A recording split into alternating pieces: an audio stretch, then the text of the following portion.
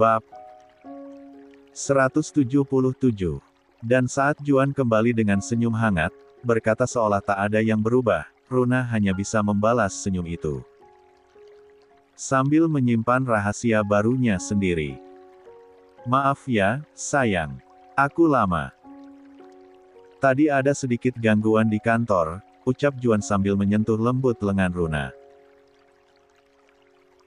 Nggak apa-apa, Mas, jawab Runa pelan.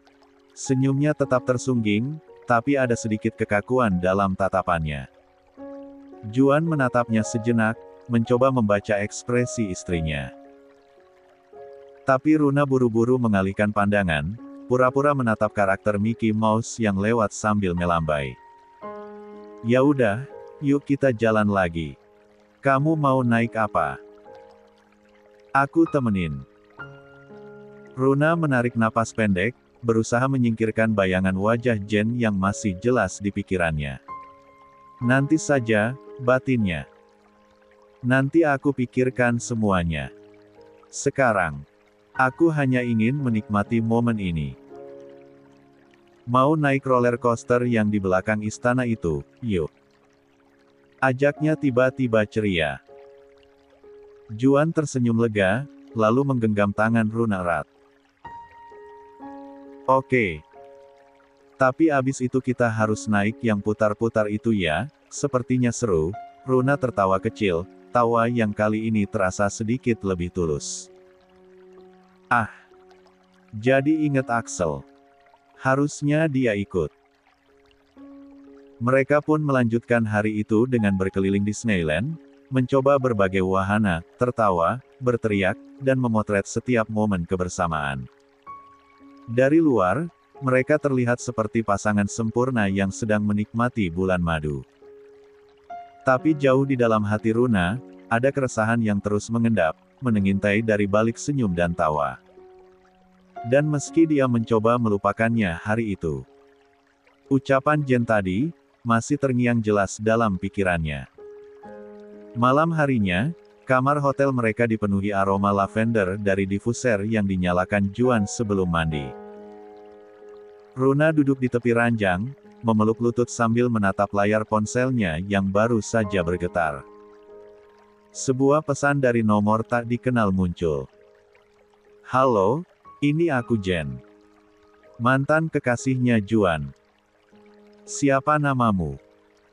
Jantung Runa seketika berdebar. Dengan ragu ia mengetik balasan, aku Runa.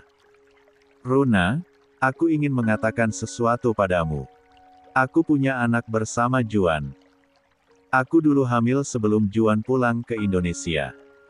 Aku hanya ingin meminta hak anakku saja, tulis Jen lagi. Runa menahan napas. Matanya terpaku pada layar. Tangannya menggenggam ponsel lebih erat. Mas Juan punya anak dari wanita lain lagi. Pikirnya gemetar. Bayangan wajah Maria dan luka lama yang sempat hampir menghancurkan hubungannya dengan Juan dulu, kembali mengintip dari pintu kenangan yang seharusnya sudah terkunci rapat. 68. Dengan suara hati yang campur aduk, ia akhirnya membalas. Maaf Jen. Urusanmu dengan Mas Juan, bukan denganku. Itu anak kalian, jadi selesaikan sendiri urusan kalian berdua. Tolong jangan libatkan aku.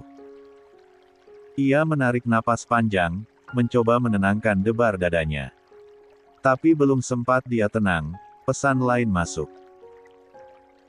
Tapi Juan tidak mau bertemu denganku lagi. Saat aku katakan aku hamil anaknya, dia malah menyuruhku menggugurkannya. Bahkan Juan telah menghancurkan keluargaku. Tolong, Runa. Kamu istrinya. Setidaknya, berikan nafkah untuk putri kecilku. Dia juga anak Juan. Dia berhak mendapatkan harta ayahnya. Kening Runa mengerut tajam. Tangannya gemetar saat membalas pesan itu. Sekali lagi aku katakan, Jen. Aku tidak mau berurusan dengan mantan-mantannya Mas Juan. Kalau kamu punya masalah, cari dia langsung. Jangan ganggu aku. Setelah mengirimkan pesan itu, Runa mematikan ponselnya. Ia mendesah keras sambil mengacak rambutnya sendiri. Hah? Sebenarnya berapa banyak sih mantan Mas Juan yang gila? Gumamnya kesal. Aku nggak mau berurusan sama wanita licik lagi seperti Maria. Cukup dia saja, aku sudah capek. Tak lama pintu kamar mandi terbuka. Juan keluar dengan hanya handuk melilit pinggangnya dan senyum santai di wajahnya. Sayang, kenapa mukamu kusut begitu? Kamu lelah. Mau aku pijitin? Godanya sambil mendekat. Runa buru-buru menyembunyikan wajahnya di balik selimut. Enggak kok mas, enggak usah. Juan menaikkan satu alis, lalu duduk di samping ranjang, mengelus kepala Runa lembut. Beneran enggak apa-apa? Tanyanya lagi. Runa mengangguk dalam diam. Tapi dalam hati, pikirannya masih bergulat hebat antara percaya dan ragu, antara bertahan atau mulai mempertanyakan semuanya. 69. Setelah mendapatkan penolakan dari Runa, bukannya berhenti, Jen justru semakin menjadi-jadi. Pesan-pesan yang awalnya terdengar seperti permohonan halus kini berubah menjadi ancaman yang terang-terangan. Aku sudah minta tolong baik-baik sama kamu, ya. Tapi kamu terlalu sombong. Jangan pikir setelah kamu menikah dengan Juan kamu nggak bakal ditinggalin juga.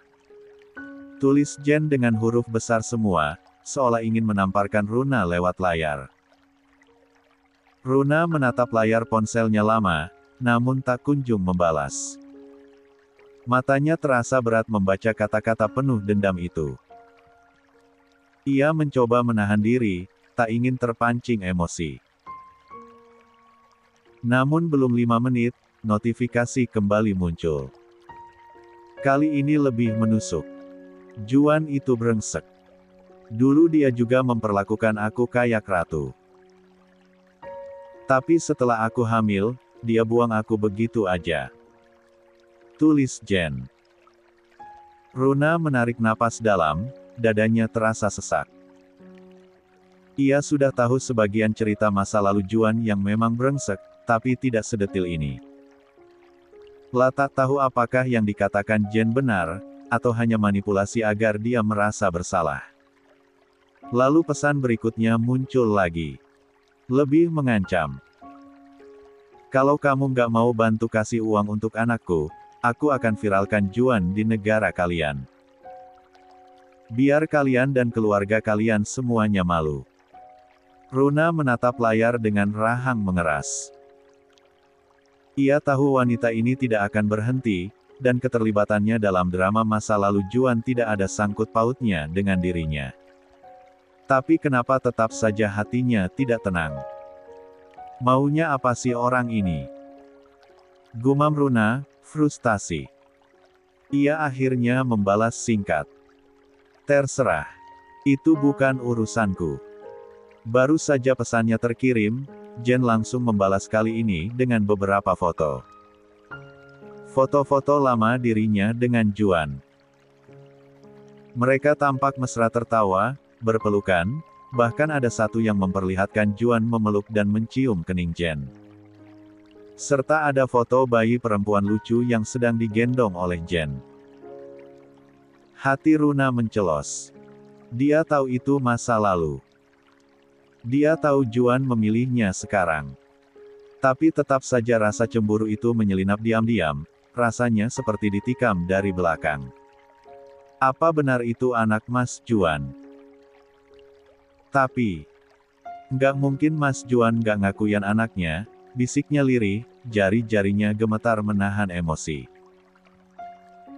Ia pun menutup layar ponselnya dan berdiri dari tempat duduk. Tapi bayangan wajah Jen dan Juan dalam foto-foto itu menari-nari di kepalanya. Ia merasa seperti orang bodoh karena membiarkan omongan wanita asing itu mempengaruhi pikirannya. Akhirnya, dengan tangan mantap, Runa membuka kembali aplikasinya dan memblokir nomor Jen. Sudah cukup.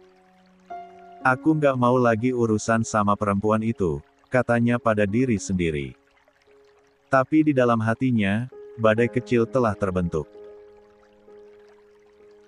Di tempat lain, Jen melempar ponselnya ke atas sofa dengan geram. Matanya menatap layar yang baru saja. 70. Menunjukkan pesan terakhirnya gagal terkirim. Ia mencoba lagi, namun tetap saja centang 1. Brengsek. Desisnya pelan tapi penuh kemarahan. Ia berjalan mondar-mandir di ruang tamu kecilnya, napas memburu karena emosi yang tak tertahankan. Dia berani memblokir nomorku. Perempuan kampungan itu berani ngebelain laki-laki brengsek kayak Juan. Jen duduk dengan kasar di sofa, lalu membuka galeri ponselnya. Jemarinya cepat mencari foto-foto lama dirinya dan Juan saat masih bersama. Ada satu foto yang paling ia sukai, Juan memeluknya dari belakang, mencium pipinya, dan mereka berdua tertawa. Matanya memanas. Cemburu, marah, sakit hati, dan dendam bercampur jadi satu. Selama ini ia masih percaya bahwa Juan akan kembali. Bahwa wanita manapun yang bersamanya hanyalah persinggahan. Tapi kini, wanita itu bahkan berani memblokirnya, seolah-olah ia bukan siapa-siapa. Jen membuka akun media sosialnya, menatap layar dengan tatapan tajam. Kalau kamu pikir kamu menang, Runa, kamu salah besar. Lapun mulai mengetik. Tahukah kalian siapa Juan Fernando? Pria tampan yang sukses di usia muda. Tapi, sebenarnya ia tidak sebaik yang kalian kira. Dulu, aku pernah bersamanya. Dia berjanji akan bertanggung jawab setelah aku hamil, tapi tahu apa yang dia lakukan? Dia kabur. Iya, dia kabur. Sampai sekarang anakku tidak diakui. Kalian mau bukti? Aku punya foto-fotonya. Jen menambahkan beberapa foto dirinya bersama Juan, lalu menatap layar dengan senyum miring. Lalu foto dirinya saat hamil dan foto anaknya yang dua blur wajahnya. Lihat saja, Juan. Kalau aku nggak bisa dapetin kamu, aku akan pastikan kamu nggak bisa hidup tenang sama perempuan itu. Tangannya mengklik tombol, posting. Dunia akan tahu, pikirnya. Dan saat semua orang mencaci maki Juan, dia ingin melihat apakah Runa masih akan bertahan di samping Juan. Hari ini seharusnya menjadi hari yang menyenangkan. Cuaca cerah, dan Juan baru saja kembali ke kamar hotel membawa 2 bungkus makanan kesukaan Runa. Namun begitu ia membuka pintu dan melihat wajah Runa yang murung, semangatnya ikut surut. Juan meletakkan kantong kertas di atas meja kecil dekat jendela, lalu mendekati Runa yang duduk di tepi ranjang. Hari ini kamu mau jalan kemana, sayang? Tanyanya lembut, sambil tersenyum dan mengusap pelan punggung Runa. Runa menoleh sekilas, lalu menghela napas panjang. Wajahnya terlihat lelah, bukan secara fisik, tapi emosional. Enggak ah, Mas. Aku capek. Hari ini mau istirahat di kamar aja, jawabnya singkat. Juan mengangguk pelan. Baiklah. Hari ini kita istirahat dulu. Besok baru kita jalan-jalan lagi, katanya sambil duduk di samping Runa. Runa lalu mengambil remote dan berbaring di sofa, memilih memutar film acak di layar TV. Tapi matanya tak benar-benar fokus. Pikirannya masih dipenuhi pesan-pesan dari Jen. Bayangan foto-foto masa lalu Juan bersama wanita itu terus mengganggunya. Juan ikut duduk di samping Runa, merasakan aura berbeda yang sudah 2 hari ini menyelimuti istrinya. 71. Ada apa, sayang? Tanyanya pelan. Kamu kelihatan bad mood dari kemarin. Apa ada yang mengganggumu? Bicaralah, jangan dipendam sendiri. Runa tetap diam beberapa detik, menimbang-nimbang. Akhirnya, ia menarik napas dan memberanikan diri bertanya. Mas, kamu kenal Jen? Juan mengerutkan alis, terkejut. Jen? Dari mana kamu tahu tentang Jen? Runa menatap layar TV yang menampilkan adegan tanpa suara. Tangannya menggenggam bantal kecil di pangkuannya. Dia menghubungiku. Katanya dia mantanmu. Dan, katanya kalian punya anak perempuan. Masih kecil. Wajah Juan langsung berubah. La menatap Runa, lalu menggenggam tangan istrinya dengan mantap. Jadi, kamu bad mood gara-gara Jen. Suaranya tenang, tapi tegas. Kapan dia menghubungi kamu? Kemarin. Dan tadi dia kirim pesan lagi, jawab Runa pelan. Pantas kamu jadi berbeda dari kemarin. Juan mengusap jemari Runa.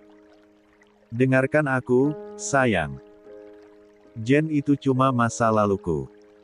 Dan aku nggak punya anak dengannya. Tapi, dia bilang dia hamil, dan anak itu anakmu, kata Runa ragu. Dia bahkan kirim foto kalian dulu waktu masih pacaran. Juan menarik napas panjang. Wajahnya terlihat kesal, tapi ia tetap mencoba tenang. Dia memang pernah hamil, tapi itu bukan anakku. Aku sudah pernah melakukan tes pada anak itu, dan itu terbukti bukan anakku. Percayalah padaku sayang, anakku hanya Axel. Runa menatap Juan, mencari kejujuran di matanya. Benarkah? Juan mengangguk. Aku nggak akan bohong sama kamu, Runa. Aku tahu Jen bilang begitu biar kamu benci aku, atau mungkin karena dia masih belum bisa terima kalau aku lebih memilih kamu. Dia itu manipulatif. Tolong, blokir nomornya. Jangan ditanggapi omongannya lagi. Runa terdiam. Lalu dengan nada sedikit sinis, ia bertanya, kalau kamu tahu dia seperti itu, kenapa dulu kamu mau jadi kekasihnya, Mas? Juan tersenyum kecut, lalu memandang ke depan. Karena dulu dia kelihatan normal. Manis, perhatian, seperti gadis kebanyakan.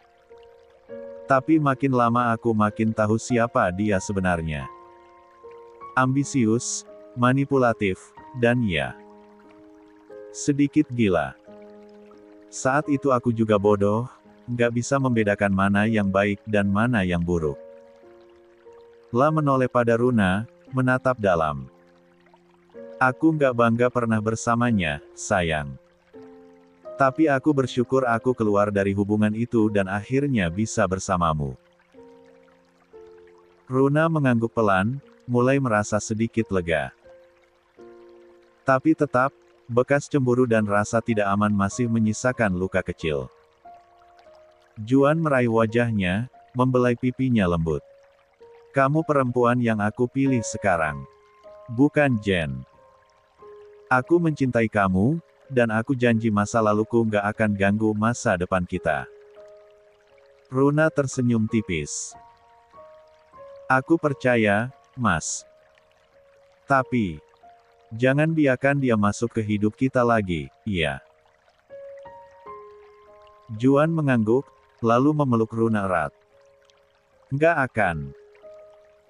Aku akan melindungimu dari apapun, termasuk dari masa laluku sendiri. Setelah mendengar penjelasan Juan, hati Runa terasa sedikit lebih ringan. Meski bayangan pesan dari Jen masih membekas samar, setidaknya kini dia tahu posisi suaminya. Juan tidak menghindar, tidak mengelak, dan 72. Justru terbuka menjelaskan segalanya. Itu sudah cukup membuatnya merasa lebih tenang. Siang itu, udara Paris terasa hangat, tidak terlalu terik, cocok untuk berjalan santai. Mereka memutuskan pergi ke Museum Versailles, tempat yang sudah lama ingin dikunjungi Runa sejak tiba di Perancis. Begitu tiba di pelataran istana, Runa serempat tertegun menatap kemegahan bangunan tua itu. Pilar-pilar megah, gerbang berlapis emas, dan halaman yang luas memberikan kesan agung, seperti melintasi waktu ke masa lalu. Mereka berjalan bergandengan tangan, menyusuri lorong panjang yang dipenuhi lukisan dan artefak sejarah. Tidak banyak percakapan, hanya desahan kagum dan bisikan kecil dari pengunjung lain. Suasana di dalam museum tenang, hampir sakral. Juan menunjuk salah satu lukisan besar yang tergantung di dinding. Itu Marie Antoinette, ucapnya pelan. Ratu terakhir sebelum revolusi Perancis. Runa memperhatikan lukisan itu. Seorang perempuan muda, mengenakan gaun mewah dan wajah yang terlihat tenang, namun matanya seolah menyimpan banyak hal. Dia sepertinya masih muda waktu jadi ratu, iya. Gumam Runa. Ya, sekitar 15 tahun. Masih remaja, tapi langsung masuk ke dunia politik dan segala kemewahannya. Banyak yang bilang dia terlalu jauh dari realita rakyat waktu itu. Akhir hidupnya.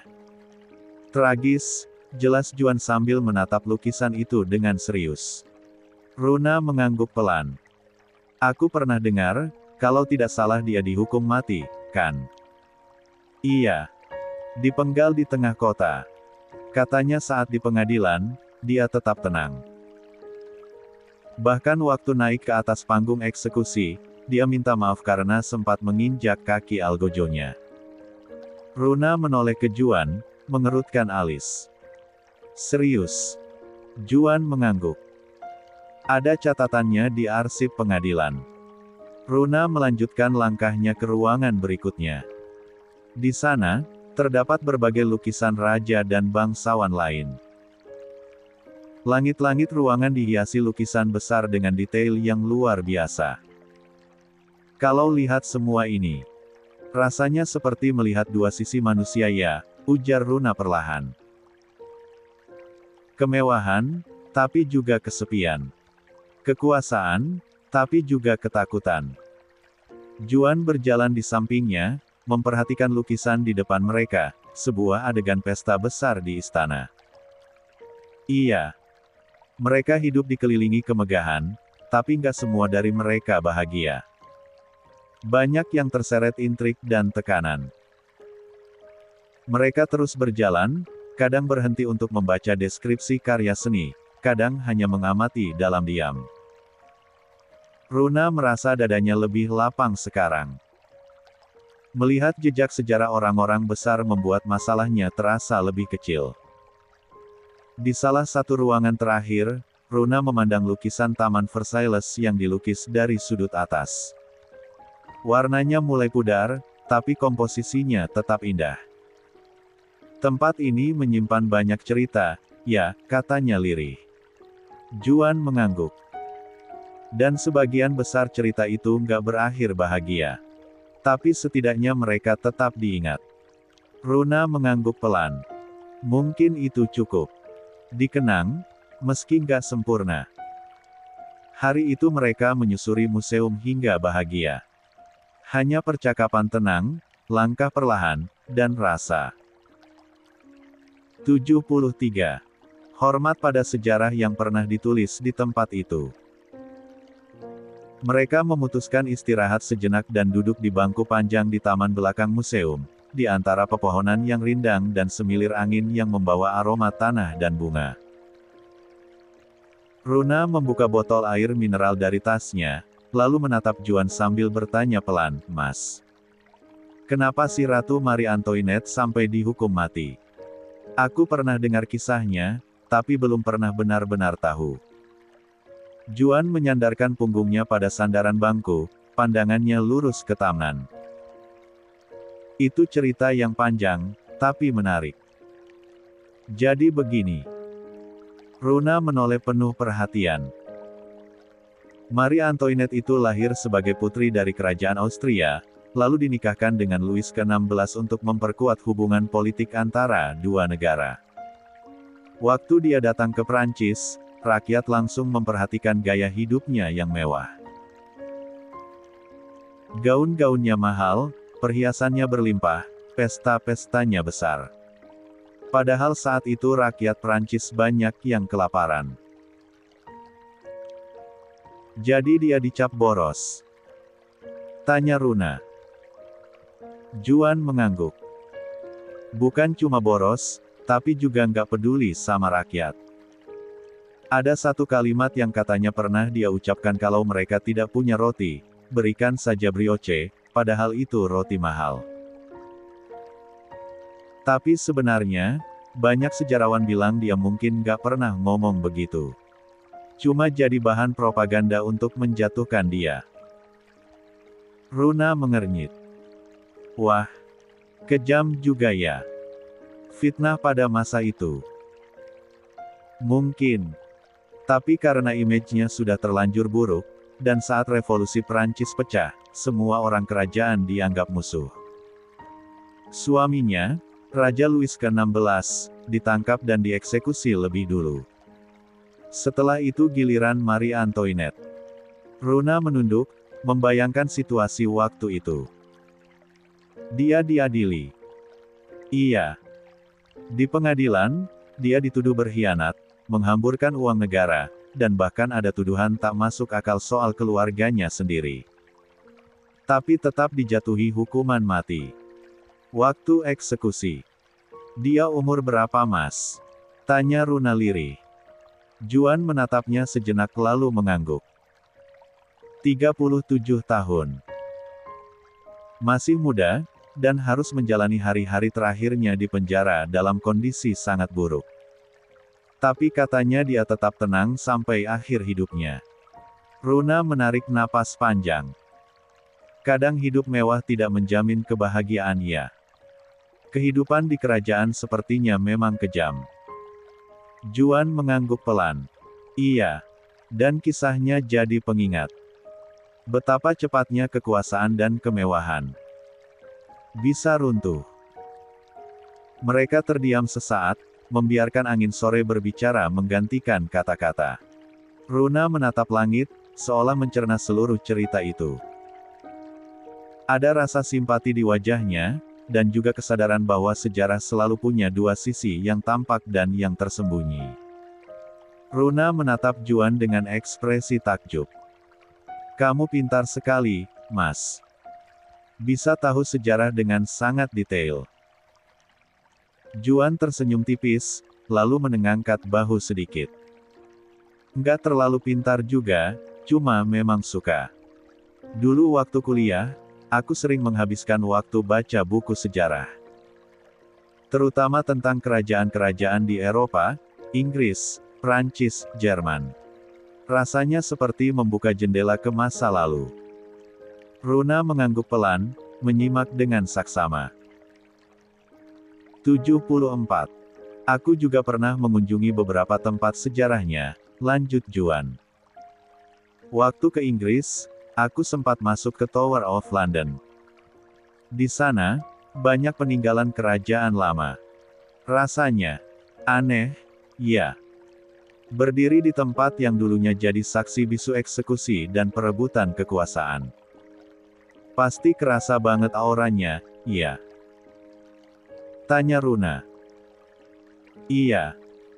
Nggak selalu nyaman, tapi bikin sadar kalau di balik kemegahan kerajaan itu, ada banyak tragedi dan pengorbanan. Runa memeluk tas kecil di pangkuannya, lalu berkata pelan, aku jadi ingin baca buku sejarah juga. Selama ini aku pikir itu membosankan. Tapi ternyata, kalau didengar dari ceritamu, sejarah bisa begitu hidup. Juan mengangguk. Karena sejarah itu bukan cuma tanggal dan nama. Tapi kisah orang-orang. Pilihan-pilihan mereka. Kesalahan dan keberanian. Mereka lalu berdiri dari bangku dan melanjutkan menyusuri taman. Suara burung dan derik dedaunan menemani langkah mereka. Terima kasih, Mas, ucap Runa tiba-tiba. Untuk apa? Untuk membuat hari ini jadi lebih bermakna. Juan tak menjawab, hanya tersenyum dan melanjutkan langkah. Tak perlu kata-kata panjang, karena diam pun bisa menjadi bentuk pengertian yang paling utuh. Setelah puas mengelilingi museum dan menikmati penjelasan panjang lebar dari Juan tentang sejarah, mereka pun memutuskan untuk pulang.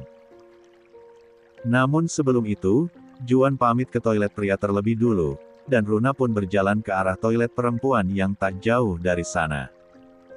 Ruangan toilet awalnya cukup ramai. Beberapa pengunjung terlihat mengantri, sebagian lainnya mencuci tangan atau berdandan di depan cermin panjang. Runa masuk ke salah satu bilik, dan setelah selesai, ia berjalan pelan ke wastafel.